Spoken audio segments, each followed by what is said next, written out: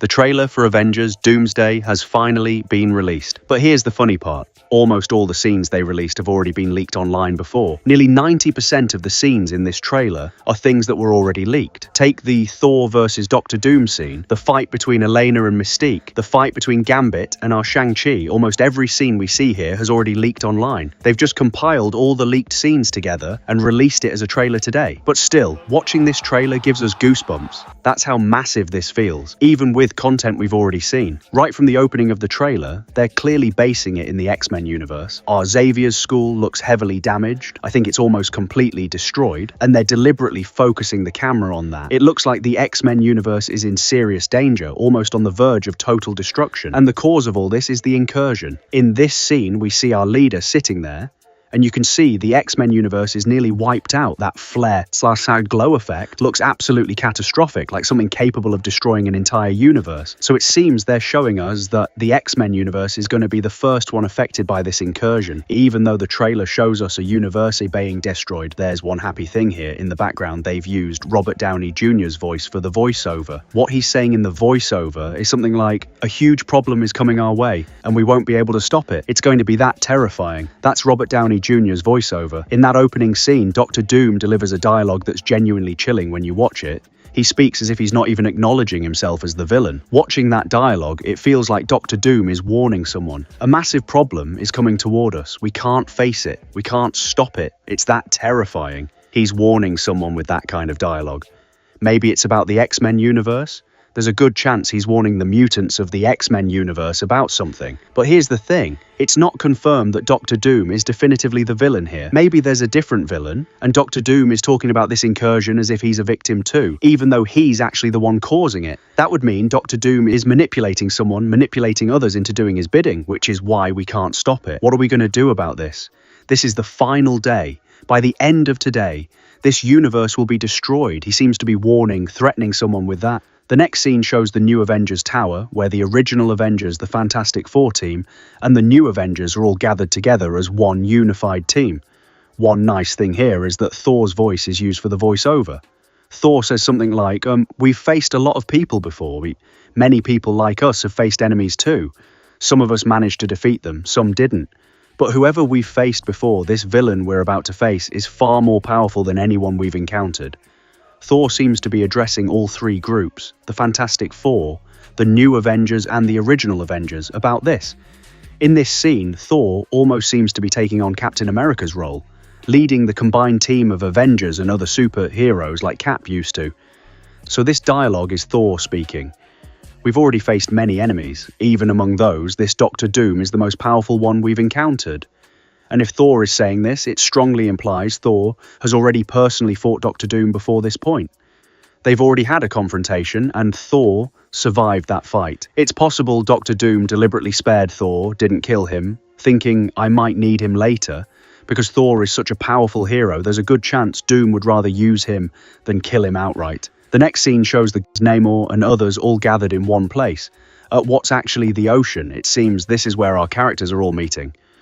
From the Fantastic Four, we see the Thing and our new Falcon there, along with the ghosts. Looking at the background, the ocean appears completely frozen in place, like the waves themselves are frozen mid-motion, standing still.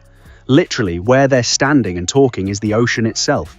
So something has happened to the ocean, and the cause is, again, the incursion. Because of the incursion, maybe the ocean has dried up, or the water has receded, or it's frozen into some wall-like structure in a specific location. Whatever it is, it's clearly caused by the incursion. Maybe help from the Avengers, since something this massive, an entire ocean drying up, surely the Avengers would have noticed too. I think there's a fight happening between Namor and the Fantastic Four team in this meeting spot. In this scene, look at Namor, he's sitting on his throne. Namor's team is there, and there's clearly some tension building between them. There's some problem arising here, and the scene shows them all staring at each other, unable to resolve whatever the issue is. Is this problem related to the incursion, or is it a different superhero team coming to seek them out? We'll only understand that once we watch the actual movie. This next scene is what I think the whole world has been waiting for, Thor versus Doctor Doom. Thor seems to have specifically come to fight Doctor Doom, one-on-one, How Thor found Doctor Doom's location, I don't know, but it seems Thor has tracked down Doctor Doom's location and come alone to take him down. I can't guess where this location is. Is it Wakanda? Is it Earth 616, the main Avengers universe? Or the X-Men universe? I can't guess at all. Maybe once the next trailer comes out, we'll be able to figure it out better. But it's clear Thor has come specifically hunting for Doctor Doom, determined to finish him off somehow. This is where we see Doctor Doom's full power on display. Then we see the Wakandans, the Fantastic Four team, and the Avengers team. And in that scene, we see New Falcon. Not our usual Sam Wilson Falcon, someone else, a different character taking on the Falcon mantle, is shown here. Unfortunately, this new Falcon isn't present in the earlier opening scene at the Avengers Tower where the Fantastic Four, New Avengers and Original Avengers are all gathered, which means there's a good chance our new Falcon might have died in this scene we're watching now. Maybe he didn't know how to properly use Falcon's gadgets. So there's a strong chance Falcon either died or ended up in serious critical condition in whatever fight is happening here. Because in the very next scenes we see Shang-Chi fighting Gambit, and all of this, again, is already leaked footage. They've basically given us a complete list of who's fighting whom. A lot of people might wonder, why is Shang-Chi even brought into this? There are so many original Avengers already. Why specifically bring Shang-Chi into this movie so prominently? The answer lies in the 10 rings that Shang-Chi possesses. It's not Shang-Chi himself who's needed here. It's the weapon in his hands. The 10 rings have a major connection to Doctor Doom. What exactly that connection is, the movie will properly reveal. For breaking the fabric of the multiverse, or for pushing this incursion further, Doctor Doom will definitely need those 10 rings. Why are the X-Men team and the Avengers team fighting each other? Maybe the Avengers went searching for the X-Men, went to the X-Men universe to try to save them, since their universe is being destroyed. Or maybe it's the reverse, the X-Men came seeking the Avengers, saying, "Our universe is being destroyed, save us." I'm sure the Avengers wouldn't fight without knowing who they're up against. But the X-Men team, on the other hand, has a good chance of fighting without knowing who's who, since the X-Men are always ready to fight anyone with superpowers who shows up. So there's a strong chance this all takes place in the X-Men universe, where nobody knows who's the villain and they just start fighting each other. Gambit might have thought Shang-Chi was the villain and attacked him, or vice versa. Elena might have thought Mystique was the villain and attacked her, or Mystique might have thought Elena was the powerful villain and attacked her first. At the end of the day, this fight will reach a resolution. And after that resolution, they'll realize there's no actual villain among themselves. They shouldn't be fighting each other at all. There's a real villain out there, and they need to unite against that villain instead. Watch what Thor says here. We've faced many powerful enemies before, but beyond all of them, this one is far more powerful. To defeat him, we all need to unite. I think this understanding only comes after the fighting, after everyone's beaten each other up a bit. That's when they realize the truth. Then, in the next scene, Loki is standing near a TV set. Why is he standing there? In what location? Why has he abandoned his timeline duties to just casually show up here? Maybe Loki has come to meet Steve Rogers because the background here resembles Steve Rogers' house, the same ambience as his home. So it's likely Loki has come looking for Steve Rogers, either to tell him about Doctor Doom or about the incursion, saying, Earth 616 is being destroyed, you need to go save it. Loki might be giving Steve Rogers some time travel device or multiversal travel power, saying go help them, explain about Doctor Doom to them. That's probably why we then see Steve Rogers meeting Thor. Thor even asks a question at that point.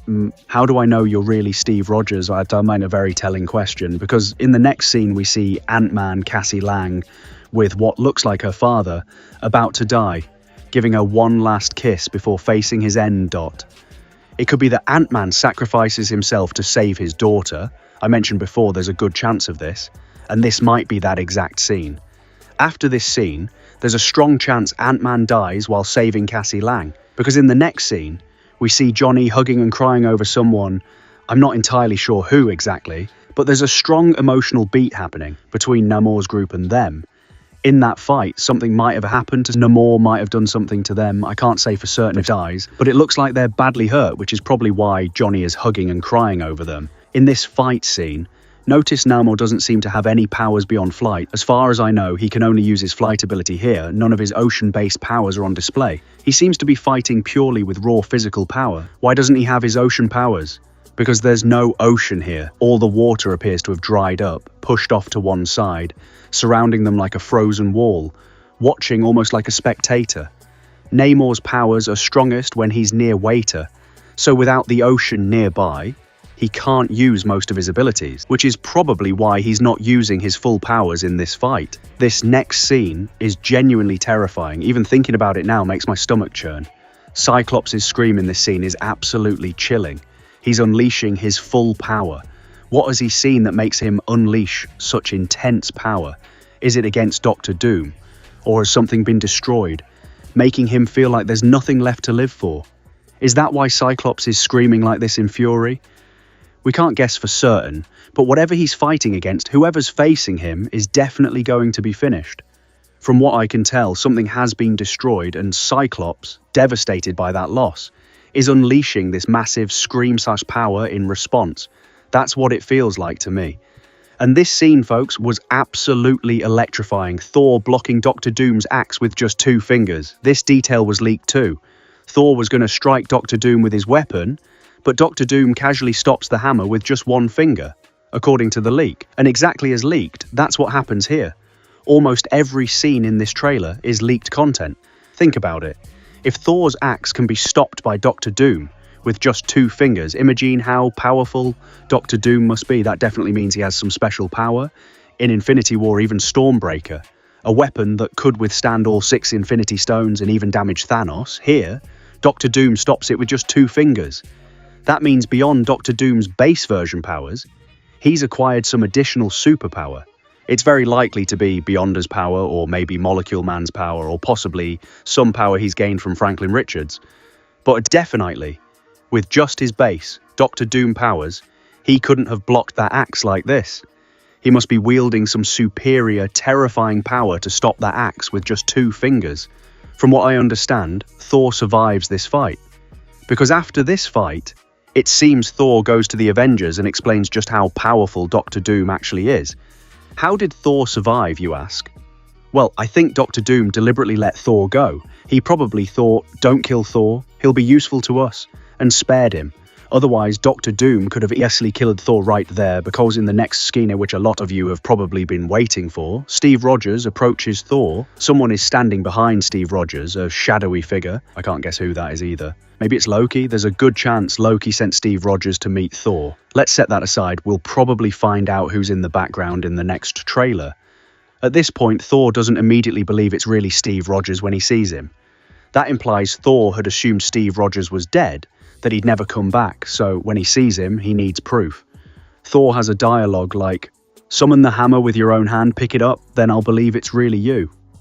They've probably cut some of the dialogue here, so Steve Rogers actually does it, summons the hammer successfully, exactly confirming what Thor asked.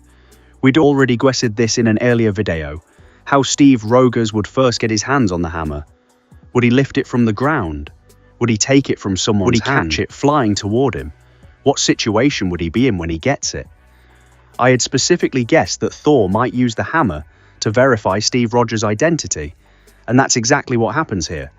Whether this Steve Rogers is the real one, a variant, or someone else entirely disguised as him, Thor uses the hammer summon test to verify, and Steve Rogers easily summons the hammer. After this scene, that hammer belongs to Steve Rogers. Until the film ends, that hammer will remain with Steve Rogers. That's how the trailer wraps up. Just as I mentioned before, almost all the scenes here are leaked content. Nothing felt genuinely new to me. Honestly, the only scene that felt new to me was that moment with Johnny hugging and crying over someone. That's the one thing I hadn't seen leaked before. Everything else was already leaked footage. What genuinely shocked me was Doctor Doom stopping that axe with just 2 fingers. That part was shocking, though not really surprising since I already knew about it from the leaks. So, was this trailer great? I won't say it wasn't, but I will definitely call it a dumb move because Marvel Studios has essentially repackaged already leaked content into a visual trailer.